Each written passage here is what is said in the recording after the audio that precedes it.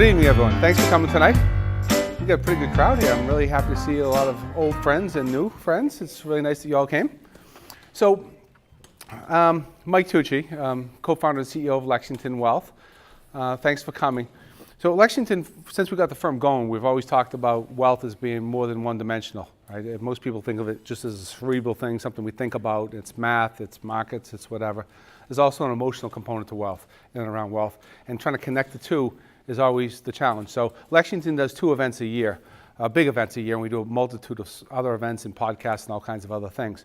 But in our spring event, we kind of go off the beaten path where most wealth management firms are kind of afraid to go or don't want to approach. And we talk about life, real life, and transitions and all kinds of things that we're going through in life. In the fall, we go back and we go back to markets and we talk to economists and strategists and all of that. We love it all. But tonight is meant to be more interactive, and I'd submit to you each one of us is going through different transitions in life and different inflections. So Jody Mueller will be our MC for this evening. I'm going to start it off, and I just want to get you folks thinking a little bit. Does anyone know who this gentleman is? I do. Jody, who is it? Well, I took the photo. That's why. Who is it? It's Platon photographer. Platon Antonio. So you probably know some of his works. He's known for taking candid photos of people, and he does it for the New Yorker, George magazine before that.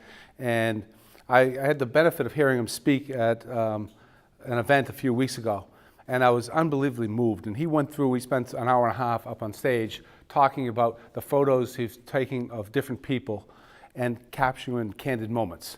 I think Gaddafi, he had 30 seconds to take the picture or he's going to be hurt. There's all kinds of stories like that. But there's a couple of stories he told which moved me, and I just thought I'd share with you.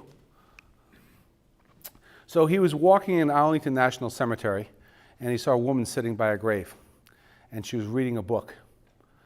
She was reading a book to her deceased son who had died in battle for the United States. And he said, "Do you mind if I take your picture, photograph?" And she said, "Sure." So she sat behind the grave, and as you can see it, there's a mother, after having lost her 20-year-old son. He went home. He was developing his pictures and looking at it, and he didn't notice this at the time. It was just a mother in despair, but the book she was reading was the Quran. And they're of Middle Eastern origin, and her mother, an American citizen, lost her son fighting for the U.S. And it brought it to a whole new level, at least for me it did. This next photograph, he told the story of a woman who lost her husband in one of the wars in the Middle East. And I guess when you have a deceased one, if someone passes, they send home a metal box with the belongings of the person. So somehow he got connected to take her photograph. And I guess he went by a house and he was talking to her, and she said, "I haven't had the courage to open this box.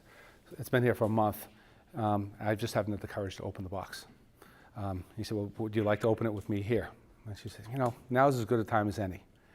And she opened the box, and her husband's belongings were in there. And she burst into tears, and he felt really bad about suggesting he open the box. And she said, "No, I'm not crying about the contents. I'm crying that all of my husband's laundry's been washed, of which that's his shirt." She said, "I wanted to smell him one more time." Last, Professor Hawkins, I guess he got to speak with him a couple of days before his death. And he couldn't speak, couldn't move, couldn't do anything at that particular point in time. Yet you'll notice his glasses have a piece on it. When he'd wink his eye, he could communicate with some form of Morse code. Angela, you could probably tell us about this, how this actually works, but he could do that. And he said, "Anything you'd like to tell anyone in the world now?" And his nurse got really upset with him. He said, "Leave him alone. He can't move. He can't even wink his eye barely at this point in life." And then he winked his eye, and there was a series of digits, and a W came out. And he said, "See, he's incoherent. He can't speak. No one understands what he's saying." Then a few more digits passed. O. And then he did it one more time, W. Wow. And life is a wow, right? And that was the last thing he's been known to say.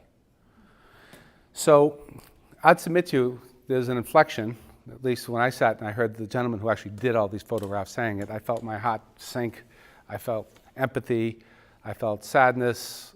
Felt a little embarrassed in certain cases for maybe some preconceived notions.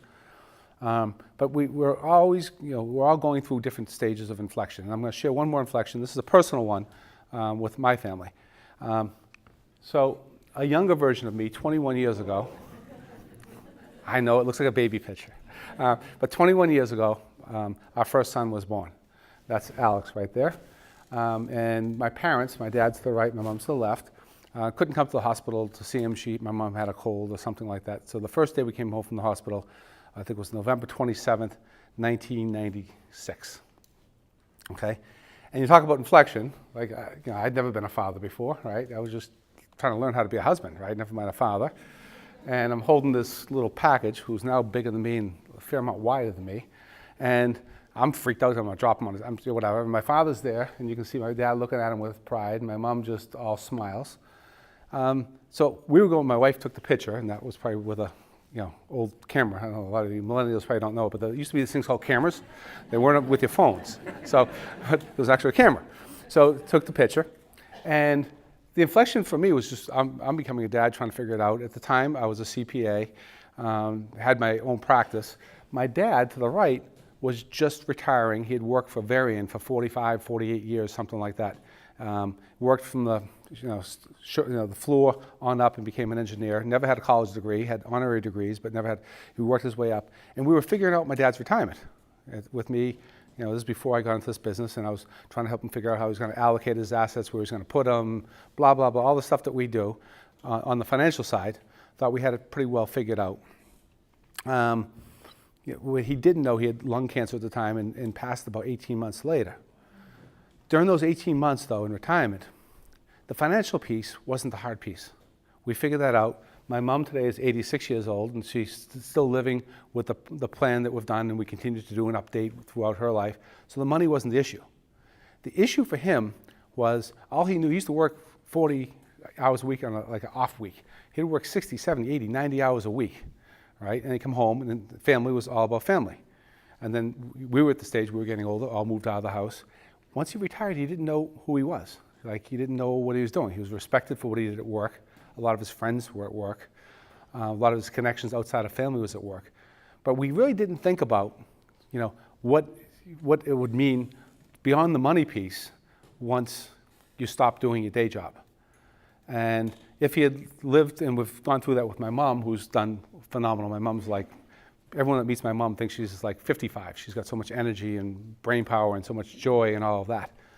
But so to me, that's when the notion of this money piece, what to do with it, but there's a piece beyond the money piece in terms of what's the next thing to do in life and that sort of thing. So that's an inflection. So tonight, it's all about inflection. My colleague Jody Mueller is going to MC a panel of people who will give you different perspectives. I'm enjoying being a guest here myself. I'm going to grab a glass of wine and I'm going to sit back and enjoy it. Hopefully you all enjoy it also. Thank you.